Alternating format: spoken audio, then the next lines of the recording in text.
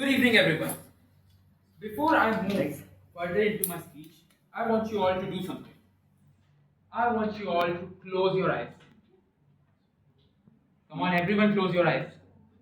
Now, I want you to imagine a beautiful, bright blue sky, a golden array of sunshine hitting your face, the birds flying freely, singing, choo choo choo, choo choo choo. When suddenly you hear a gunshot. Open your eyes. Tell me, do you still see the birds flying? No. No. The sounds of this melodious singing has turned into pin drop silence. This is what humanity has done to this world. We shoot the sound of our skies, and then we wonder why the world seems so quiet. When I was little, I used to say, the whole world is endless. I used to believe that the ocean would flow endlessly, that the trees would stand tall always, and the animals were always hunt. Growing up, I realized something painful. I realized the fact that our world is dying. And that's not the worst part. Our world is not dying naturally. We are killing it. We chop trees for comfort. We poison the ocean for money. And we burn forests for convenience. And when the damages start to increase in amount and the after effects are shown to us, we start panicking. And then we say, someone should do something about this. But my question to you all is, why isn't that someone you?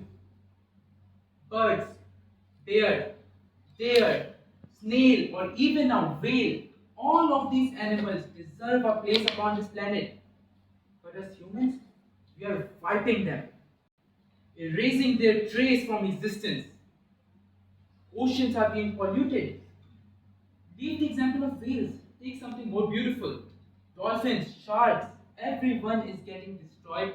And who is to blame? Us. You see, I've heard a lot of people say, even cry about it. Our world is dying. We can do nothing about it.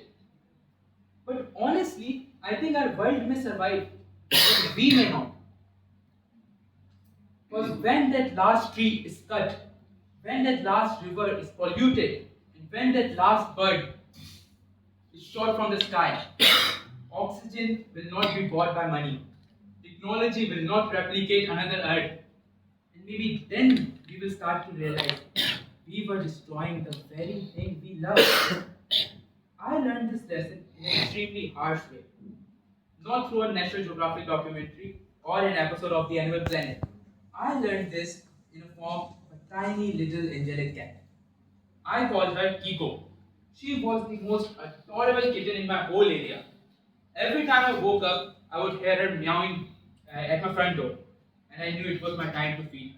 When I opened the door, she would always snuggle with me on my feet, and then she would meow endlessly until I gave her desired food. I would sometimes sit with her, pet with her, tell her about how my day went, even though I know she doesn't understand a thing. But I confessed my whole heart to her. And sometimes when I woke up and wasn't feeling to the point, wasn't feeling as good as always, I would go towards her and certainly her meows would put a smile on my face. Until one day, I opened my door, Kiko wasn't there. So I thought to myself, maybe she has gone hunting or I don't know what she has done. So I closed the door and went to play on my PC instead. The other day, I opened my door again. She wasn't there. That's when I started to get worried.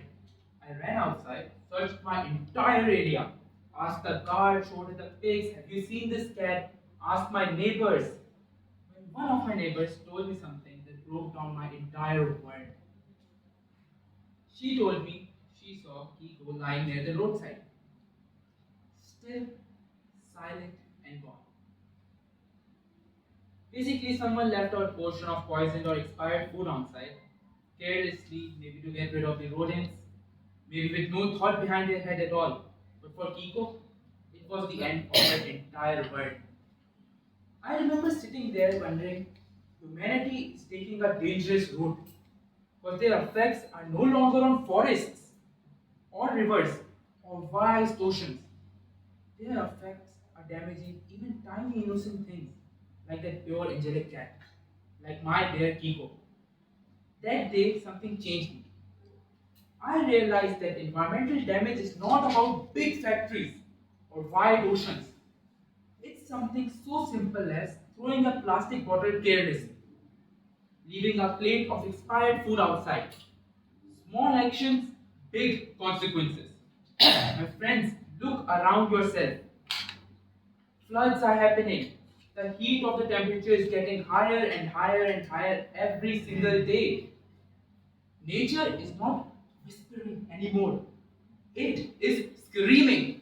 Yet many of us choose to ignore the fact and scroll it past like it's another social media post. But even after while this is all happening, I still have hope. Because every person here has the power to do something about it. You can plant a tree, you can protect and stray animal, you can feed it. We do not require someone special to save the world. We require that someone you, that someone me, or maybe that someone us. So the next time you go out on a walk, I want you to pause and listen carefully. Are the birds still singing? Is the wind the same way it felt before? Are there still trees around you? And then maybe you'll realize something beautiful. That the world is still fighting for to stay alive. But the question is, will you fight for it too?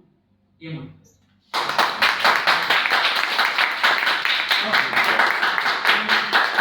Thank you so much,